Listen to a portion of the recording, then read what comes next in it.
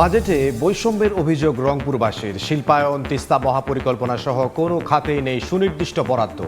কৃষি নিয়ে উদ্বেগ ইতিবাচক বলছেন অর্থনীতিবিদ। বিএসএফের একের পর এক পুশিন চেষ্টা রুখে দিচ্ছে বিজিবি। 3 দিন ধরে কুড়িগ্রামের 2 সীমান্তে শূন্যরেখায় অনিশ্চিত অপেক্ষা। নারীসহ 9 জনের পতাকা বৈঠকেও হয়নি সমাধান। গাইবান্ধায় বেশিরভাগই টিনশেড ফার্মেসি। তীব্র গরমে ওষুধের গুণগত মান ঠিক রাখায় চ্যালেঞ্জ। কার্যকারিতা নষ্ট হওয়ার ঝুঁকি ঠেকাতে নজরদারি বাড়ানোর তাগিদ। সাব রেজিস্ট্রার সংকটে লালমনিরহাটে জমি নিবন্ধনে ধীরগতি। সেবা পেতে দিনের পর দিন অপেক্ষা। জনদুর্ভোগের পাশাপাশি কমছে রাজস্ব। এবং অব্যাহত ভাঙনে ভয়াবহ ঝুঁকিতে গাইবান্ধার নদী তীরবর্তী এলাকা। সুন্দরগঞ্জে একের পর এক পরিবার হারাচ্ছে বসতভিটা ও জমি। জিও ব্যাগ ফেলছে পানি উন্নয়ন বোর্ড।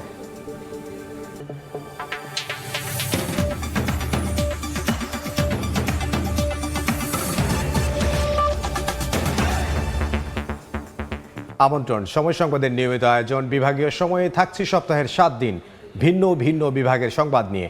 আজ থাকছে রংপুর বিভাগ, সঙ্গে আছে আমি ইমদাদুল হক। বিএনপি সরকারের প্রথম বাজেটকে গণমুখী বলা হলেও আবারও বৈষম্যের শিকার রংপুর বিভাগ। বিশেষজ্ঞরা বলছেন শিল্পায়ন, অবকাঠামো, কর্মসংস্থান, যোগাযোগ ব্যবস্থা, এমনকি তিস্তা মহাপরিকল্পনার মতো দীর্ঘদিনের দাবিতেও সুনির্দিষ্ট বরাদ্দ না থাকায় আরও পিছিয়ে পড়তে পারে উত্তরাঞ্চল। তবে কৃষিভিত্তিক অর্থনীতি শক্তিশালী করতে সরকারের কিছু উদ্যোগকে ইতিবাচক হিসেবে দেখছেন অর্থনীতিবিদরা। নাজমুল ইসলাম নিশাতের রিপোর্টে বিস্তারিত। দিনাজপুরের ধান লিচু, রংপুরের হাড়িভাঙা কিংবা লালমনিরহাট পঞ্চগড়ের সমতলের চা, আছে সবুজ অর্থনীতির অনেক সম্ভাবনা। দেশের কৃষি উৎপাদনের প্রায় 25% যোগানদাতা রংপুর অঞ্চল হলেও এবারও বাজেটে উপেক্ষিত উত্তরের জনপদ। শিক্ষার নগরী খ্যাত রংপুরের একমাত্র বিশ্ববিদ্যালয়েও মেলেনি বরাদ্দ। রংপুর যেহেতু কৃষি পণ্যের জন্য এবং কৃষির উৎপাদনের জন্য সবচেয়ে একটা বড় জায়গা, সেই জায়গাকে কিভাবে কৃষি বান্ধব এবং শিল্পায়নকে, কৃষিমুখী শিল্পায়ন এখানে ত্বরান্বিত করা যায়, সেই বিষয়টা সরকার অবশ্যই মাথায় রেখেছে। সেটা অবশ্যই আগামী দিনে সুফল এই রংপুর অঞ্চল থেকে সেটা সুফল পাবে আশা করি। এই বাজেট নিশ্চয়ই সংশোধিত আকারে পাস হওয়ার সুযোগ আছে। ফলে আমরা প্রত্যাশা করছি যে এবারের বাজেট যেন সংসদে আলোচনার মধ্য দিয়ে এই অঞ্চলের মানুষের ন্যায্যতার ভিত্তিতে যে প্রত্যাশা, সেই প্রত্যাশাটা পূরণ হয়। বাজেটে নেই রংপুর সিটি কর্পোরেশনের জন্য আলাদা কোনো বরাদ্দ। এতে বৈষম্যের পুরনো অভিযোগ আবারও সামনে এসেছে। আপনি এখানকার শিল্প কলকারখানার ভিতর দিয়ে জনশক্তি তৈরি করবেন, তার জন্য টাকা পাননি। এখান থেকে লোকজন বিদেশে শ্রম সেল করবে, তার জন্য যাবে, তার জন্য কোনো প্রণোদনামূলক ব্যবস্থা রাখেন নাই। অর্থাৎ এ অর্থ বছরেও রংপুর অঞ্চলের মানুষের জীবনমান পরিবর্তনের কোনো বিশেষ ব্যবস্থা এই বাজেটে প্রতিফলিত হয়নি।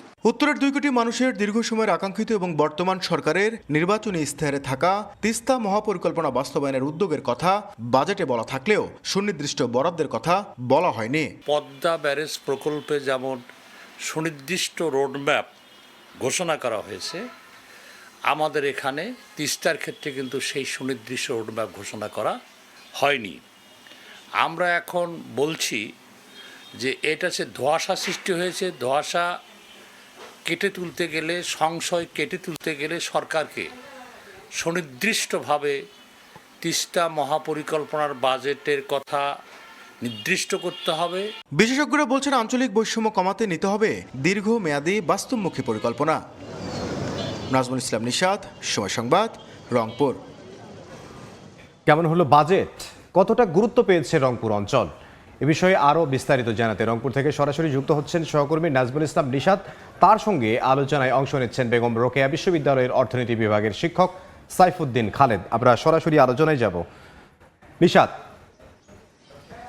বিএনপি সরকারের প্রথম বাজেট এবং একই সাথে বিশাল আকারের এই বাজেট কতটা প্রত্যাশা পূরণ করতে সক্ষম হবে এবং এই বাজেটে রংপুর অঞ্চলে বরাদ্দ কতটা হলো এবং নানা খাত নিয়ে এই অঞ্চলের মানুষের যে প্রত্যাশা ছিল সেটা কতটা পূরণ হয়েছে, আমরা আজকে আলোচনা করব সার্বিক বিষয় নিয়ে। এই বাজেটে আসলে রংপুর অঞ্চলের উন্নয়ন সম্ভাবনা এবং বিভিন্ন খাতে যে বরাদ্দ সেটি আসলে কতটা সম্ভব হবে। আমার সাথে অতিথি হিসেবে রয়েছেন বেগম রোকেয়া বিশ্ববিদ্যালয়ের অর্থনীতি বিভাগের শিক্ষক সাইফুল্লাহ খালেদ। আমরা সরাসরি একটু আলোচনায় যেতে চাই। এই বিএনপি সরকারের প্রথম বাজেটকে আপনি কিভাবে দেখছেন, মূল্যায়ন করছেন এবং এই বাজেটে আসলে রংপুর অঞ্চল কতটা প্রাপ্তি এবং প্রত্যাশার জায়গাটা পূরণ হলো? ধন্যবাদ আপনাকে। প্রথমত বিএনপি সরকারের এই প্রথম বাজেট, এই বাজেটকে বলা হচ্ছে গণতান্ত্রিক, মানবিক এবং অন্তর্ভুক্তিমূলক এই বাজেট আসলে যেই থিমটা ধারণ করছে, বাজেটের মধ্যে সুস্পষ্ট কিছু বিষয়ে আসলে তাদের এই যে অন্তর্ভুক্তিমূলক এবং মানবিক এবং গণতান্ত্রিক এই বিষয়গুলো আসলে সুস্পষ্টভাবে লক্ষ্য করা যাচ্ছে। সেদিক দিয়ে বাজেটের আকার যতই বড় হোক না কেন, এটা আমাদের অবশ্যই একটা নতুন প্রত্যাশা সৃষ্টি করে। আশা করি সেই প্রত্যাশা সৃষ্টি যখন করে তখন আমাদের মধ্যে অন্য একটা প্রেশার আমাদের এর মাঝে অটোমেটিক চলে আসে। সেটা হচ্ছে এই বাজেট বাস্তবায়নের যে দুর্বলতা, রেভিনিউ মোবিলাইজেশন, কর আহরণের যে কাঠামোগত দুর্বলতা, সেই বিষয়গুলো যদি ঠিকঠাক মতো উত্তরানো না যায় তখন আসলে এই বাজেট বাস্তবায়নের যে একটা আমাদের প্রতি বছর বাজেট বাস্তবায়নের যে দুর্বল ব্যবস্থা, এই বিষয়টা আর কারণে বাজেট বাস্তবায়নটা অনেকাংশে কঠিন হয়ে যাবে। এই বিষয়টা যদি কাটিয়ে উঠতে পারে তাহলে এই বাজেটটা অবশ্যই একটি দেশের জন্য ভালো কিছু বয়ে আনবে, এটা আমরা প্রত্যাশা করি। ঠিক একই জায়গায় এই উত্তরাঞ্চল এবং রংপুর বিভাগের মানুষের হতাশার যে জায়গাটা, প্রথমত স্পেসিফিকভাবে বলতে চাই যে রংপুর অঞ্চলের মানুষের দীর্ঘ সময়ের একটি প্রত্যাশা ছিল তিস্তা মহাপরিকল্পনায় বিশেষ বরাদ্দ, যেমনটি তিস্তা মহাপরিকল্পনা দীর্ঘদিন ধরে আন্দোলন হচ্ছে, পদ্মা ব্যারাজে যেভাবে বরাদ্দ দেওয়া হলো, একই সাথে বন্ধ চিনিকল, এবং একটি ভালো বিষয় আপনাকে মনে করে দিই যে উত্তরাঞ্চলে একটি কৃষি হাব গড়ে তোলার কথা বলা হচ্ছে। সব মিলিয়ে আসলে কতটা ফলপ্রসূ হবে এই অঞ্চলের মানুষের জন্য? দেখুন, এই অঞ্চলের মানুষের হতাশার যে জায়গাটা, দীর্ঘদিন ধরে তারা বাজেট বৈষম্যের কারণে এই অঞ্চলে শিল্পায়নে অনগ্রসরতা, বেকারত্বের সমস্যা এবং নদী ব্যবস্থাপনার যে সমস্যা, এই সমস্যাগুলোর কারণে এখানে একটা দারিদ্র একটা দুষ্ট চক্রের মতো অবস্থা। এখানে ধরেন শিল্পায়নে অনগ্রসরতার কারণে এখানে সিজনাল যে আনএমপ্লয়মেন্ট এটা অনেক বেশি, শুধুমাত্র কৃষি নির্ভর হওয়ার কারণে। এখানে দেশের 1/4 খাদ্যের এখান থেকে সরবরাহ হয়, কিন্তু এখানে খাদ্য মজুদের পর্যাপ্ত ব্যবস্থা নাই। এখানে আপনি খাদ্য প্রক্রিয়াজাতকরণের জন্য যে ধরনের কৃষিভিত্তিক ভারী শিল্প গড়ে ওঠার কথা ছিল তা হয়নি। পাশাপাশি এখানে যে ভারী শিল্প, কৃষিভিত্তিক যে ভারী শিল্পগুলো ছিল সেগুলো পর্যায়ক্রমে কালক্রমে এগুলো বন্ধ হয়ে গেছে। এগুলো বন্ধ হওয়ার জন্য কি ধরনের ব্যবস্থা বাজেটে থাকা দরকার ছিল? একই সাথে এখানে নদী ভাঙন এবং তিস্তার যে আগ্রাসী রূপ, এটার কারণে কৃষির যে ক্ষতি হয়, এটার কারণে কৃষকরা বারবার ক্ষতির সম্মুখীন হয়। এটার একটা সুস্থ পরিকল্পনা এই বাজেটের মধ্যে প্রত্যাশা করছিল। এই বিষয়গুলো না হওয়ার কারণে এই এলাকার মানুষ বরাবরের মতোই তারা আশা করছিল এখানে শুধু বাজেট বৈষম্য না, এখানে অগ্রাধিকার ভিত্তিতে এই সমস্যাগুলো সমাধানের জন্য বাজেটে সুস্পষ্ট নির্দেশনা থাকবে। এই বিষয়গুলো না শেষ থাকার কারণে প্রশ্ন জানতে চাই যে ধরেন যে এডিবির যে বরাদ্দ কিংবা বন্ধ চিনিকল চালুর জন্য যে বরাদ্দ দেওয়া হয়েছে, এই সুযোগগুলো আসলে রংপুর অঞ্চল পাবে কিনা, কিংবা কৃষি হাব যে বলা হচ্ছে এই সুযোগগুলো আসলে তৈরি হবে কিনা? এখন এই যে সমস্যাগুলো বললাম, এই সমস্যা সমাধান করার জন্য সরকার অবশ্যই আশার বাণী দেখিয়েছে। এখানে উত্তরাঞ্চলকে কৃষি হাব করার জন্য 3,000 কোটি টাকা বরাদ্দের কথা বলা হয়েছে। পাশাপাশি লালমনিরহাটে একটি ইপিজেড এবং 20,000 কোটি টাকা বরাদ্দ রাখা হয়েছে বন্ধ কলকারখানাগুলো চালু করার জন্য। এখন বিষয় হচ্ছে এইগুলা স্পেসিফিক্যালি রংপুরের জন্য, এই যে বন্ধ কলকারখানা চালু, এর মধ্যে রংপুরের 4টা চিনিকল, এগুলো চালু করার জন্য সুস্পষ্ট কোনো নির্দেশনা নেই। যেমন বিগত সরকারের সময়ে এই চিনিকলগুলো বন্ধ হয়েছে, অন্তর্বর্তীকালীন সরকারের সময় নামমাত্র প্রজ্ঞাপন দিয়ে এগুলা চালু করার একটা ঘোষণা দিয়েছে, কিন্তু কোনোভাবে এটা কার্যকর হয় নাই। এখন রংপুরের মানুষের এবং উত্তরাঞ্চলের মানুষের যে প্রত্যাশা, এই 4টা চিনিকল বন্ধ হওয়ার সাথে সাথে লক্ষ মানুষের কর্মসংস্থান এটার সাথে চলে গেছে, যার কারণে এই অঞ্চলের মানুষ প্রত্যাশা করে এখানে চিনিকলগুলো চালু করার জন্য সুস্পষ্ট নির্দেশনা এবং বরাদ্দ থাকা দরকার ছিল। পাশাপাশি এখানে কলকারখানা গড়ে ওঠে নাই। কলকারখানা গড়ে ওঠার জন্য এখানে বগুড়া থেকে রংপুর হয়ে নীলফামারী পর্যন্ত প্রায় 1370 কোটি টাকা ব্যয়ে যে 150 কিলোমিটারের যে গ্যাস লাইন প্রকল্প করা হয়েছে, এটার কোনো সুফল রংপুর অঞ্চলে পাওয়া যাচ্ছে না। এটার জন্য বাজেটে সুস্পষ্ট কোনো বরাদ্দ দিয়ে গ্যাস লাইন সংযোগ দেওয়ার মাধ্যমে কিভাবে এখানে কলকারখানা আর গড়ে ওঠার জন্য একটা সরকার প্রণোদনা দিতে পারে, এই ব্যবস্থাগুলো বাজেটে নেই। পাশাপাশি এখানে যে বেকারত্বের সমস্যা, এখানে এই বিভাগের মানুষ প্রায় 11% মানুষ, এই দেশের 11% মানুষ এই বিভাগে বসবাস হলেও মাত্র 1%, প্রতি বছরই স্ট্যাটিস্টিক যা বলে 1%-এর কাছাকাছি মানুষ বিদেশে গমন করে। এখন কর্মসংস্থান তৈরির পাশাপাশি বাইরে যদি আমি এই মানুষগুলোকে দক্ষ প্রশিক্ষিত করে বাইরে পাঠাতে পারি, তাহলেও কিন্তু এখানের অভাব এবং দারিদ্রতার যে সমস্যা, এই সমস্যা কাটিয়ে ওঠার একটা ব্যবস্থা করা যায়। এখন এই 1% মানুষ মাত্র সারা দেশের যে বহির্গমন, এখানে 1% কন্ট্রিবিউট করে এই রংপুর বিভাগ থেকে। এখন এটাকে বৃদ্ধি করা গেলেও এখানের বেকার মানুষগুলোকে কর্মসংস্থান তৈরির একটা সুযোগ সৃষ্টি করা যায়। এখন এটার জন্য বাজেটে সুস্পষ্ট কোনো নির্দেশনা নাই। পাশাপাশি এখানে আপনি যোগাযোগ খাতে একটি এডিপির সর্বোচ্চ বরাদ্দ থাকলেও এখানে যে rail line, broad gauge rail line দীর্ঘদিন ধরে প্রত্যাশা করতেছে। সেই আপনি বলছেন যে রংপুর অঞ্চলের যে সার্বিক যে অবস্থা সেই জায়গা থেকে একটি সমন্বিত উদ্যোগ নিতে হবে, এর সাথে বিশেষ বরাদ্দ রাখতে হবে এবং বন্ধ চিনিকল থেকে শুরু করে সার্বিক খাতগুলো যেগুলো আসলে অবহেলিত অবস্থা রয়েছে। আপনাকে ধন্যবাদ আমাদের সাথে যুক্ত হবার জন্য। আমরা আলোচনা করছিলাম এবারের বাজেট কেমন হলো এবং রংপুর অঞ্চলে এই বাজেট কতটা সুফল বয়ে নিয়ে আসবে। তবে আলোচনায় আমরা যেটি দেখলাম যে এডিবি থেকে শুরু করে এই অঞ্চলে যে কৃষি হাব গড়ে তোলার কথা বলা হচ্ছে, বন্ধ যে শিল্প কলকারখানার চালুর যে কথা বলা হচ্ছে, সেই জায়গা থেকে যদি চিনি কলগুলো চালুর উদ্যোগ নেওয়া যেতে পারে তবে এই অঞ্চলের কর্মসংস্থান, বেকারত্ব সব জায়গায় একটি ফলপ্রসূ উদ্যোগ বয়ে নিয়ে আসবে। তো সবকিছু মিলে আজকে আমার কাছে আলোচনার বিষয়বস্তু ছিল এই। সহকর্মী নাজবুল ইসলাম নিশাদ যোগ দিয়েছিলেন রংপুর থেকে, তার সঙ্গে ছিলেন একজন অতিথি। এবার পরের খবরে যাচ্ছে। 3 দিন ধরে কুড়িগ্রামের দুটি সীমান্তের শূন্য রেখায় অবস্থান করছেন নারী সহ 9 জন। পুশিন ঠেকাতে কঠোর অবস্থানে বিজিবি। রোদ বৃষ্টি মাথায় নিয়ে রৌমারীর গয়টাপাড়া ও ভন্দুরচর সীমান্তের শূন্য রেখায় অবস্থান করছেন তারা।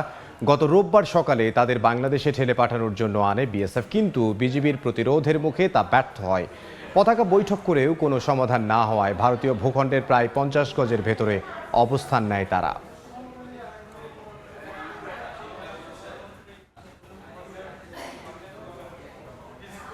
এই মুহূর্তে কুড়িগ্রামে যেতে চাই। কুড়িগ্রামের রৌমারীর গয়টাপাড়া সীমান্তে আছেন সহকর্মী বাদশা সৈকত।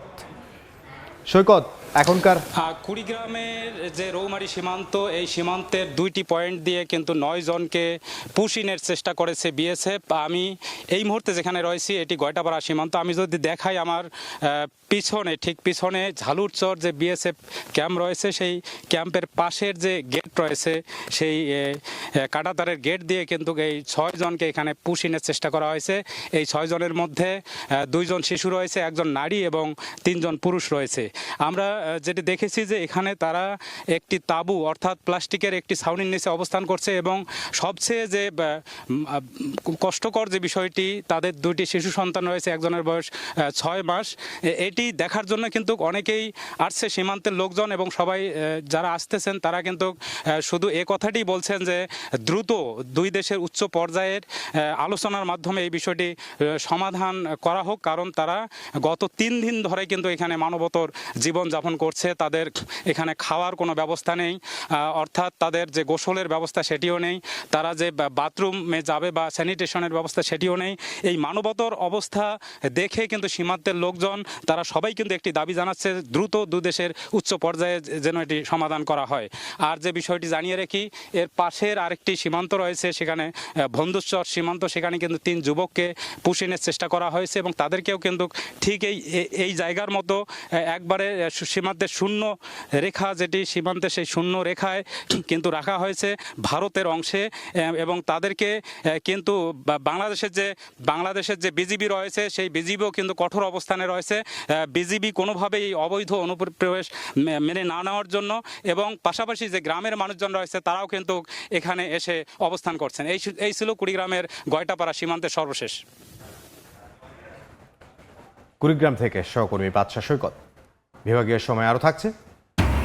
কুড়িগ্রামে শতাধিক প্রাথমিক বিদ্যালয়ের ছাদ দেয়ালে ফাটল, দুর্ঘটনার শঙ্কায় শিক্ষার্থীরা, নির্বিকার প্রশাসন, ক্ষুব্ধ অভিভাবকরা। নতুন ভবন নির্মাণে বরাদ্দের অপেক্ষা। গরম আর তাপপ্রবাহে বড় চ্যালেঞ্জ ওষুধের গুণগত মান ঠিক রাখা। গাইবান্ধায় একদিকে টিনশেড ফার্মেসি, অন্যদিকে অনেক দোকানেই নেই শীতাতপ নিয়ন্ত্রণ ব্যবস্থা। এমনকি তাপমাত্রা পরিমাপের জন্য নেই কোনো থার্মোমিটারও। এমন পরিস্থিতিতে বাড়ছে কার্যকারিতা নষ্ট হওয়ার ঝুঁকি। প্রশাসন বলছে বারবার তাগিদ দেওয়ার পরও টিনশেড ঘর থেকে ফার্মেসিগুলো সরানো যাচ্ছে না। হেদায়েতুল ইসলাম বাবু জানাচ্ছেন বিস্তারিত। খরতাপে পুড়ছে প্রাণ প্রকৃতি। 35 থেকে 40 ডিগ্রি সেলসিয়াসের মধ্যে ওঠানামা করছে তাপমাত্রার পারদ। তীব্র গরমে জনজীবন যখন অতিষ্ঠ প্রায়, তখন সামনে এসেছে প্রাণ রক্ষাকারী ওষুধের গুণগত মান ঠিক রাখার চ্যালেঞ্জ। একদিকে টিনশেড ফার্মেসি, অন্যদিকে অনেক দোকানেই নেই শীতাতপ নিয়ন্ত্রণ ব্যবস্থা। এমনকি তাপমাত্রা পরিমাপের জন্য নেই কোনো থার্মোমিটারও। অ্যান্টিবায়োটিক এই ওষুধটির গায়ে নির্দেশনা দেওয়া হয়েছে 25 ডিগ্রি সেলসিয়াস তাপমাত্রার নিচে সংরক্ষণ করবার জন্য। একইভাবে নাপা বা এইসের মতো এই সিরাপগুলোর গায়ে নির্দেশনা দেওয়া হয়েছে 30 ডিগ্রি সেলসিয়াস তাপমাত্রার নিচে এই ওষুধগুলো সংরক্ষণ করবার। কিন্তু শহরের বেশিরভাগ ফার্মেসিগুলোতে তাপমাত্রা নিয়ন্ত্রণের তেমন কোনো ব্যবস্থা নেই। ফলে এই ওষুধগুলোর গুণগত মান কতটুকু নিশ্চিত করা যাবে এমন প্রশ্নে বিভিন্ন দোহাই দিচ্ছেন ফার্মেসির মালিকরা। আমি যদি এই ঘরটা এসি লাগাই আমাকে গ্লাস দিয়ে সামনে প্রুফ করতে হবে, তাহলে আমার দোকানে একটা কাস্টমারও ঢুকবে। প্রোটেকশন ঘরটার ছাড়া তো আর এগুলা হয় না। এখন তো মনে করো ব্যবসা বাণিজ্য হিসেবে আমরা এইভাবে করি। যতটা সম্ভব রোদ থেকে রক্ষা করা কিংবা সেই জায়গাগুলো একটু সুরক্ষা করা, সেটা আমরা মেইনটেইন করতেছি। চিকিৎসকদের মতে তীব্র গরমে সঠিকভাবে সংরক্ষণ না করলে ওষুধের কার্যকারিতা নষ্ট হওয়ার ঝুঁকি থাকে। তাই ওষুধ প্রশাসনের নজরদারি আরও বাড়ানোর পরামর্শ দিয়েছেন তারা। বিশেষ কিছু মেডিসিন আছে, যেমন কিছু তরল ওষুধ আছে, তারপরে কিছু ইনসুলিন আছে, ভ্যাকসিন আছে, এইগুলোকে অবশ্যই ফ্রিজে রাখতে হবে। যারা ফার্মেসি ওষুধের ব্যবসা করেন তাদের টেম্পারেচার মেনটেন করা অবশ্যই দরকার। ওষুধ প্রশাসন যে আছে তাদেরকে শক্ত হাতে এই জিনিসটা মেনটেন করা উচিত। তবে ওষুধ প্রশাসনের পক্ষ থেকে জানানো হয়েছে সঠিক তাপমাত্রায় ওষুধ সংরক্ষণের বিষয়ে ফার্মেসি মালিকদের বারবার সতর্ক করা হচ্ছে। যদি টিন থেকেও থাকে তারা যেন একটা সিলিং ব্যবহার করে তাপমাত্রা যেন নিয়ন্ত্রণ করে। তো আমরা এখনো চিঠি দেই নাই, তবে যদি আমরা নির্দেশনা পাই এই ধরনের যদি আরো কঠোর ব্যবস্থা নিতে হয় তাহলে আমরা অধিদপ্তরের নির্দেশনা দিয়ে আরো কঠোর ব্যবস্থা নেব আর কি। ওষুধ প্রশাসনের তথ্য মতে গাইবান্ধায় নিবন্ধিত ফার্মেসির সংখ্যা 1715টি, যার বেশিরভাগই টিনশেড ঘরে পরিচালিত হচ্ছে। হেদায়েতুল ইসলাম বাবু, সময় সংবাদ, গাইবান্ধা। চিকিৎসক ও জনবল সংকটে 500 শয্যার দিনাজপুর মেডিকেল কলেজ হাসপাতালে চরম ভোগান্তিতে পড়েছেন রোগীরা। ধারণ ক্ষমতার চেয়ে প্রায় দ্বিগুণ রোগী ভর্তি থাকায় সেবা দিতে হিমশিম অবস্থা চিকিৎসক ও নার্সদের। গোলাম নবী দুলালের তথ্য, মনজিদ আলম শিবুলের ছবি নিয়ে রিপোর্ট। মেঝেতে পড়ে আছে রোগী। বেড সংকটের জন্য জায়গা না পেয়ে অনেকের স্থান হয়েছে করিডোর ও বারান্দায়। অকেজো হয়ে পড়ে আছে MRI, CT scan, ultrasonogram, X ray machine, ক্যাথলার সহ বিভিন্ন মেশিন। এমন ভোগান্তি দিনাজপুর মেডিকেল কলেজ হাসপাতালের। ওয়ার্ড বয়, আয়া, পরিচ্ছন্নতা কর্মী, নার্স এবং চিকিৎসক সহ অন্যান্য জনবল সংকটের কারণে ভেঙে পড়েছে চিকিৎসা সেবার কার্যক্রম। পার্শ্ববর্তী ঠাকুরগাঁও, পঞ্চগড়, নীলফামারী ও জয়পুরহাট জেলা থেকেও এখানে রোগী আসেন চিকিৎসা নিতে। এতে ধারণ ক্ষমতার চেয়ে অতিরিক্ত রোগী ভর্তি হওয়ায় সেবা দিতে বেগ পেতে হচ্ছে সংশ্লিষ্টদের।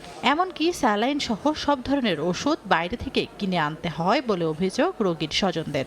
সব ওষুধ আমাদেরকে বাইরে থেকে কিনতে হচ্ছে। একটা ইঞ্জেকশনের সিরিজও আমার কিনে আনি দিতে হচ্ছে, তাহলে এখানে আমার আসে লাভটা কি গরিব মানুষ। টেস্ট মেশ সব বাইরে দিয়ে এলাম। চিকিৎসক সহ জনবল সংকট, রোগীদের চিকিৎসা সামগ্রী ও ঔষধ সহ রিএজেন্ট ক্রয়ের জন্য বাজেট বরাদ্দ চেয়ে কর্তৃপক্ষের কাছে চিঠি পাঠানো হয়েছে বলে জানায় হাসপাতাল কর্তৃপক্ষ। সিটি স্ক্যান মেশিন এবং আল্ট্রাসোনোগ্রাম মেশিন ছিল, এগুলো অনেক পুরনো এবং এগুলো আর কোনোভাবে মেরামতযোগ্য না। ক্যাথল্যাব মেশিনটা এদের 3 বছর ধরে সিএমসি চুক্তি করা ছিল, সেটার মেয়াদ উত্তীর্ণ হয়ে গেছে। এর পাশাপাশি আমাদের সিআর মেশিনগুলো অনেক পুরাতন, প্রায় সময় নষ্ট হয়ে যাচ্ছে। এখানে 2টা সিআর মেশিন, একটা এক্স রে মেশিন, 2টা অ্যান্ডোস্কোপ মেশিন প্লাস ইকোকার্ডিওগ্রাম, অন্তত 2টা মেশিন প্রয়োজন। 181 পদ থাকলেও 106 জন চিকিৎসক নিয়ে চলছে 500 রোগীর বিপরীতে প্রায় 1200 রোগীর চিকিৎসা সেবা। সময় সংবাদ, দিনাজপুর। কুড়িগ্রামে 167টি সরকারি প্রাথমিক বিদ্যালয়ে ঝুঁকিপূর্ণ ভবনে চলছে কোমলমতি শিক্ষার্থীদের পাঠদান কার্যক্রম। এতে যে কোনো সময় ঘটতে পারে ছোট বড় দুর্ঘটনা। বাদশা সৈকতের তথ্য, জামিল মিয়ার ছবি নিয়ে রিপোর্ট। ছাদের পলেস্তারা খসে বেরিয়েছে বিমের রড, দেয়াল ও পিলারে স্পষ্ট অসংখ্য ফাটল। এরই মধ্যে জীবনের ঝুঁকি নিয়ে চলছে পাঠদান কার্যক্রম। 1920 সালে কুড়িগ্রাম সদরের ঘোগাদহ ইউনিয়নের শোভনদহ এলাকায় চান্দের খামার সরকারি প্রাথমিক বিদ্যালয়টি প্রতিষ্ঠার পর 2001 সালে নির্মাণ হয় দ্বিতল ভবন। 20 বছরের মাথায় খসে পড়তে শুরু করেছে ছাদের পলেস্তারা, বিম, পিলার ও দেয়ালে দেখা দেয় অসংখ্য ফাটল। একই অবস্থা জেলার অন্যান্য সরকারি প্রাথমিক বিদ্যালয় ভবনেরও। এতে উৎকণ্ঠায় শিক্ষার্থী, শিক্ষক ও অভিভাবকরা। জল পড়ে বৃষ্টির সময়, আমাদের এই স্কুলটাতে ছাদ ভাঙি পড়ে, স্কুলে আসি অনেক ভয় ভয়ে ক্লাস করি। নিম্নমানের কাজের কারণেই আমরা আমাদের এই ভবনটা এই 25 বছরে একদম পুরোপুরি ঝুঁকিপূর্ণ হয়ে উঠছে। ক্লাস টাইমে অনেক সময় দেখা যাচ্ছে যে উপর থেকে ছাদ ভেঙে পড়তেছে। আমাদের চাওয়া এখন একটাই, আমাদের একটা নতুন ভবন হোক, আমাদের বাচ্চারা নিরাপদে থাকুক। তবে বারবার ঊর্ধ্বতন কর্তৃপক্ষকে বিষয়টি অবগত করার পরও নতুন ভবন নির্মাণের কোনো উদ্যোগ নেওয়া হয়নি বলে জানান প্রধান শিক্ষক। কর্তৃপক্ষ আসতেছে, এসে দেখে গেছে যে বিদ্যালয়টা যে ঝুঁকিতে আছে, ওনারা দেখেই গেছে বারবার, কিন্তু আমি এখন পর্যন্ত কোনো ভবনও পাইনি। এদিকে ঝুঁকিপূর্ণ ভবনের তালিকা করে সংশ্লিষ্ট দপ্তরে পাঠানো হয়েছে। বরাদ্দ পেলেই নতুন ভবন নির্মাণ শুরু হবে বলে জানান উপজেলা শিক্ষা কর্মকর্তা। আমরা আশা করছি PDP-5 আমরা প্রথমেই বরাদ্দগুলো পেয়ে যাব। বরাদ্দ পেলে আমরা আশা করছি আমরা নতুন ভবন আমরা পেয়ে যাব এবং আমরা শিক্ষার্থীরা নতুন ভবন তারা পাঠদান কার্যক্রম তারা সমাপ্ত করতে পারবে। শিক্ষা বিভাগের তথ্যমতে জেলার 9 উপজেলায় 1240টি সরকারি প্রাথমিক বিদ্যালয়ের মধ্যে 167টি বিদ্যালয়ের ভবনই ঝুঁকিপূর্ণ। সময় সংবাদ, কুড়িগ্রাম। বিভাগীয় সময়ে আরও থাকছে। দিনাজপুরে জনপ্রিয় হয়ে উঠছে ফ্রুট ব্যাগিং পদ্ধতি। বাড়ছে বালাইমুক্ত আমের চাহিদা। নতুন কৌশলে ব্যবসা লাভজনক করতে বাগানীদের পরামর্শ দিচ্ছে কৃষি বিভাগ। জমি ক্রয় বিক্রয়ের দলিল সম্পাদন ও সরকারি রাজস্ব আদায়ের গুরুত্বপূর্ণ কেন্দ্র সাব রেজিস্ট্রি অফিস। অথচ লালমনিরহাটের 5টি উপজেলার সবকটি সাব রেজিস্ট্রার পদ বর্তমানে শূন্য। অন্য জেলার কর্মকর্তাদের অতিরিক্ত দায়িত্ব দিয়ে সীমিত পরিসরে কার্যক্রম চালানো হলেও সেবা গ্রহীতাদের দুর্ভোগ বাড়ছে, কমছে রাজস্ব আদায়। সুফিয়ান আল হাসানের রিপোর্ট।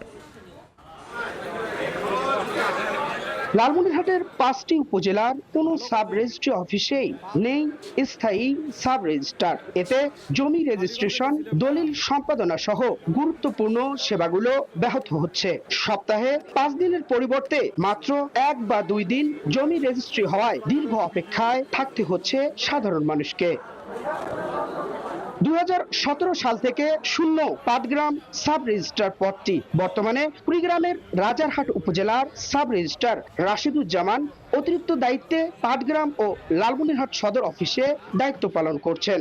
একই চিত্র কালীগঞ্জ, আদিতমারি ও হাতীবান্ধা উপজেলায়। পাশের জেলার কর্মকর্তাদের মাধ্যমে চলছে জমি রেজিস্ট্রি কার্যক্রম। দলিল লেখকরা বলছেন, অতিরিক্ত দায়িত্বে থাকা কর্মকর্তারা নিজেদের কর্মস্থলের কাজ শেষ করে এখানে আসেন। এতে একদিনেই কয়েক দিনের কাজ সম্পূর্ণ করতে গিয়ে সৃষ্টি হচ্ছে জট ও দীর্ঘ সূত্রিতা। 2 জন ভারপ্রাপ্ত সাব রেজিস্ট্রার দিয়ে 5টা উপজেলা পরিচালিত হচ্ছে, তাতে আমাদের জনগণের দুর্ভোগের সৃষ্টি হচ্ছে। 5 দিন অফিস, সেখানে আমাদের করতে হয় 2 দিন, 3 দিন আমাদের ল্যাপস হয়। রবিবার আর সোমবার এই 2 দিনই রেজিস্ট্রি হয়, তাছাড়া আর বাকি দিন নাকি বন্ধ থাকে। আইনমন্ত্রীর কাছে আমাদের অনুরোধ যে অতি তাড়াতাড়ি যেন একজন সার্ভিসার এখানে দেওয়া হয়। সংশ্লিষ্টরা বলছেন, কর্মকর্তা সংকট দীর্ঘদিন ধরে চলতে থাকায় ক্ষতিগ্রস্ত হচ্ছেন সাধারণ মানুষ এবং কমছে সরকারের রাজস্ব আয়। আমরা ঊর্ধ্বতন কর্তৃপক্ষকে বিষয়ে অবহিত করেছি। আশা করা যায় খুব দ্রুত এই শূন্য পদগুলোতে প্রদান করলে জনগণ দুর্ভোগ লাঘব হবে বলে আমি আশা করি। অন্যান্য সময় জেলার 5টি সাব রেজিস্ট্রার অফিসে সপ্তাহে 5 থেকে 6,000 দলিল রেজিস্ট্রি সম্পন্ন হলেও বর্তমানে সেই সংখ্যা কমে দাঁড়িয়েছে 2,000 থেকে 2,500-এ। সুফিয়ান আল হাসান, সময় সংবাদ, লালমনিরহাট। লালমনিরহাটে নিখোঁজের একদিন পর 7 বছরের শিশুর বস্তাবন্দি লাশ উদ্ধার করা হয়েছে। স্বজনরা জানান, সোমবার বিকেল থেকে আদিতমারির ফলিমারি এলাকার 7 বছরের নন্দিনীকে খুঁজে পাচ্ছিলেন না তার পরিবার। সকালেও বাড়ির আশেপাশে খোঁজাখুঁজি শুরু করেন তারা। এক পর্যায়ে পাশের ভুট্টা ক্ষেতের মাটি নরম দেখে সন্দেহ হয় তাদের। পরে গর্ত খুঁড়ে নন্দিনীর বস্তাবন্দি লাশ মেরে খবর পেয়ে পুলিশ গিয়ে লাশ উদ্ধার করে।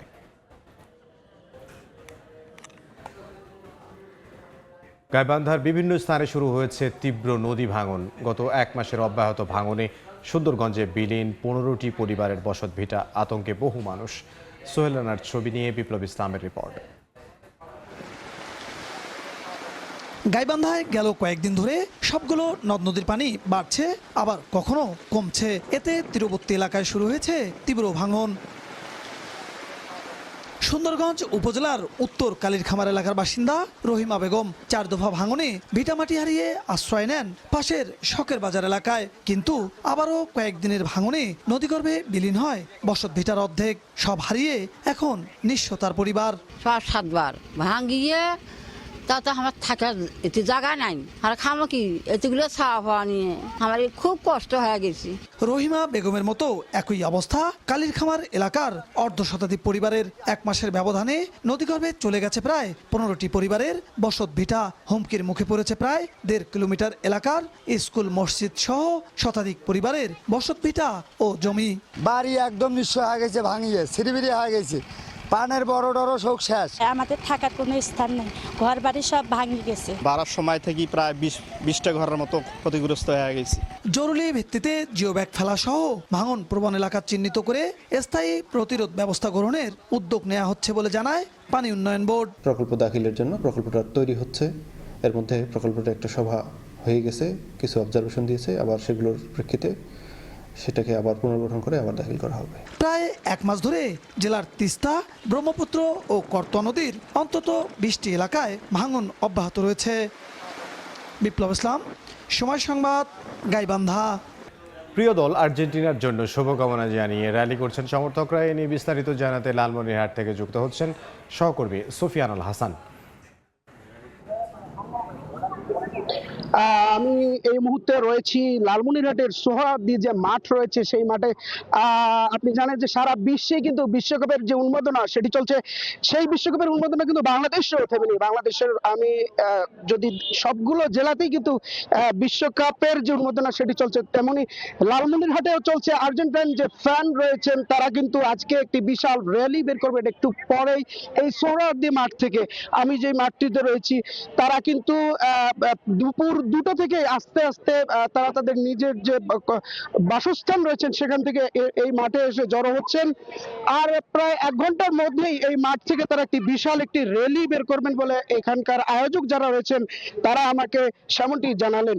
তো আমি এখানে এসে তাদের সাথে কথা বলেছি, তারা এবার খুবই আশায় রয়েছেন যে তাদের যে ভালোবাসার দল আর্জেন্টিনা তারা কিন্তু এবারও বিশ্বকাপ নিবে, তাদের বিশ্বাস এটি তারা এমনটাই জানাচ্ছেন। এবং তারা আরো জানিয়েছেন যে আর্জেন্টিনা যে ম্যাচগুলো খেলবে সেগুলোতে তারা অনেকটাই আশাবাদী যে তারা তাদের যে প্রতিপক্ষ তাদেরকে সেভাবেই ঘায়েল করে আবারও বিশ্বকাপ ছিনিয়ে নিয়ে তাদের যে ভালোবাসা সেটিকে তারা জীবিত রাখবেন। আপনি জানেন যে বাংলাদেশে আর্জেন্টাইন ভক্ত কিন্তু অনেক রয়েছে, ঠিক তেমন লালমনিরহাট জেলায় আর্জেন্টিনার যে ভক্ত সমাগম, অনেক সমাগম ঘটবে কিছুক্ষণের মধ্যে।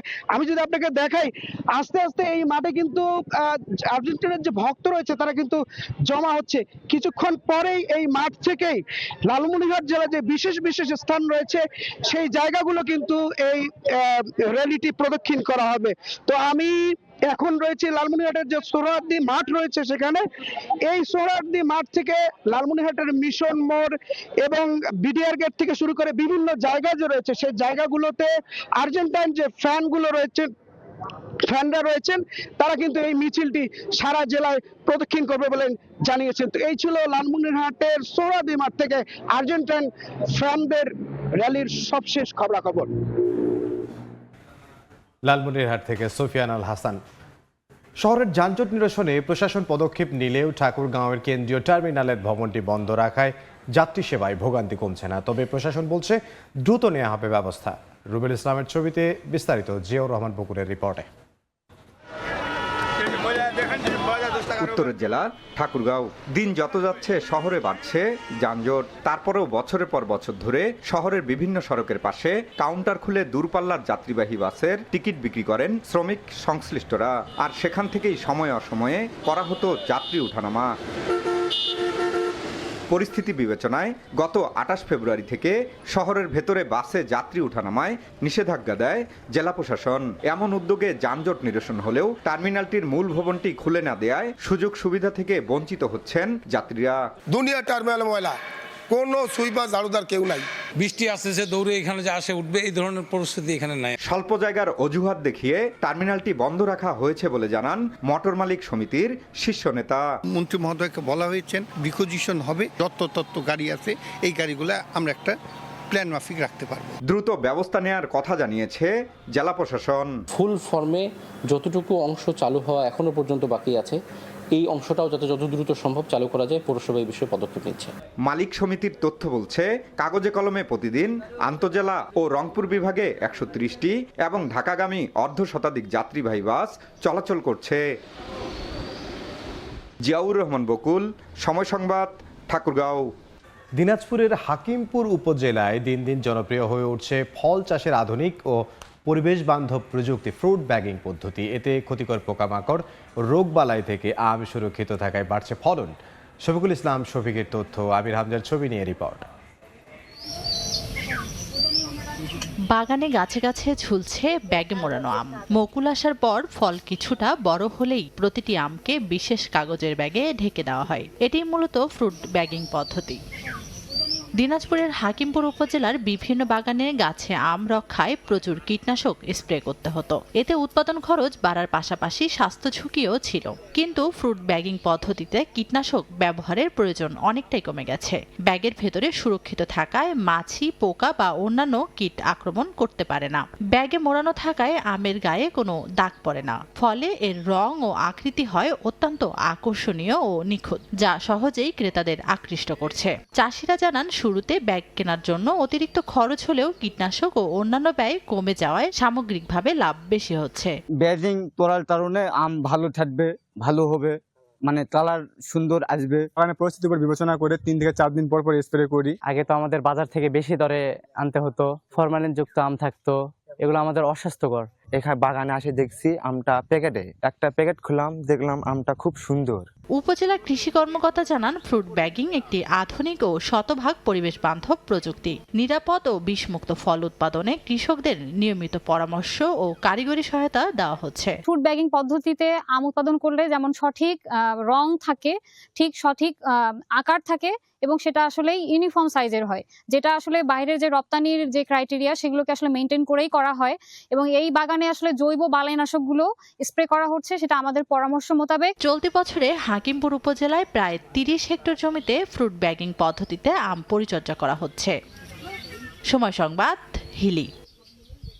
বিভাগীয় সময়ের শীর্ষ সংবাদগুলো জানিয়ে দিচ্ছি আরও একবার।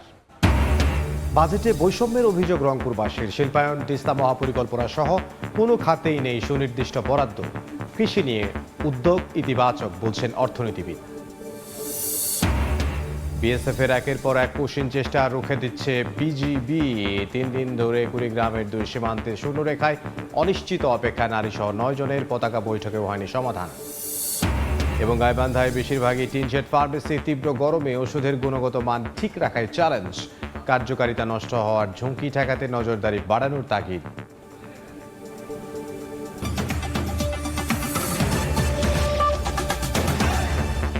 এই ছিল বিভাগীয় সময়ে। আন্তর্জাতিক সময় নিয়ে আসছে কিছুক্ষণ পর, সঙ্গে থাকুন সময়।